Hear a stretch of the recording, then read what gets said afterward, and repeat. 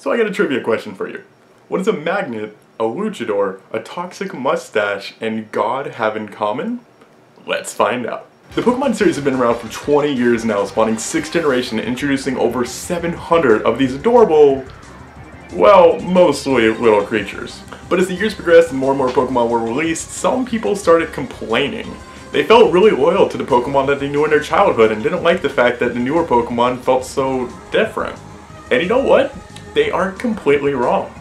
If you look over to more recent generations of Pokemon, they are a lot more advanced and creative than the original generations of Pokemon. Game Freak realized that you can only really draw animals so many times before it starts to get boring, so they got pretty creative with some of their designs. If you look at the first few generations of Pokemon, they actually all featured themes revolving around their Pokemon, with Generation 1 having a lot of real-world-like Pokemon, and Generation 3 having a lot of Pokemon that revolved around nature. If you look at the Pokemon from these generations, it's actually a pretty drastic change as far as their designs go.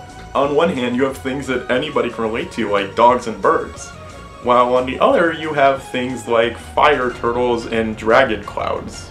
It's pretty easy to see how a conversation can be sparked about all the different variations of Pokemon designs.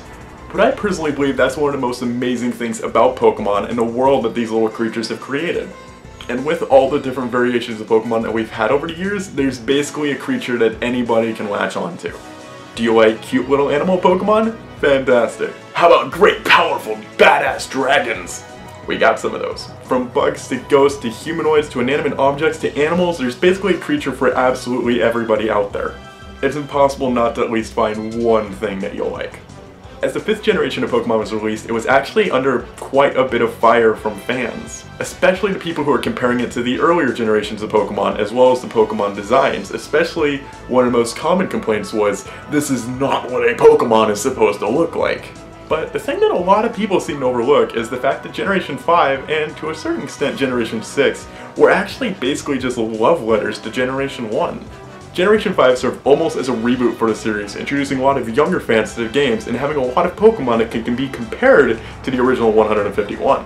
Excadrill and Sandslash, Zebstrika and Rapidash, Timber and Machop, Garbodor and Muk. That's right, you had a garbage Pokemon too. Gigalith and Golem, Fungus and Voltorb, Bouffalant and Tauros, Vanilluxe and Tangela. Oh come on, we all know that thing's green spaghetti.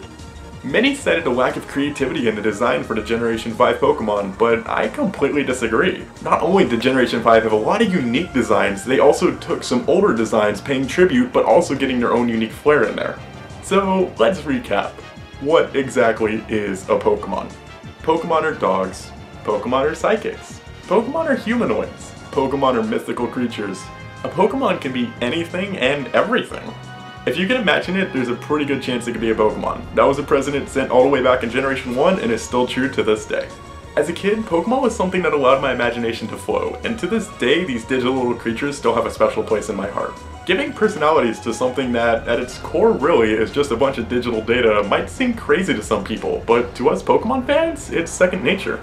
And in the end, I believe that's what a Pokemon really is. Something that can let your inner child come out and make you smile no matter how old you are. That's a trend I hope will continue in Generation 7 and for many more to come. Well guys, hopefully I answered your question on what exactly a Pokemon is, although if you're watching this, you kind of probably already know. But I would love your guys' feedback and opinion as well. What exactly do you think a Pokemon is? If somebody asked you, what is a Pokemon, how would you describe it? Also, are you enjoying these kind of style videos? Because I hope to keep doing more of them, maybe once a week or so, because I think they're a ton of fun. But that will do it for us today, guys. I don't do a lot of these videos, so I'd absolutely love and appreciate your feedback. If you could leave a like down below to show you enjoyed it and you want to see more of them in the future, that would be great. Thank you very much. My name is Hardy Yo. I do many more Pokemon videos on my channel. You should maybe go check them out, like these ones. These ones are pretty cool. Maybe. But until then, thanks for watching. How do you stop it? I forgot.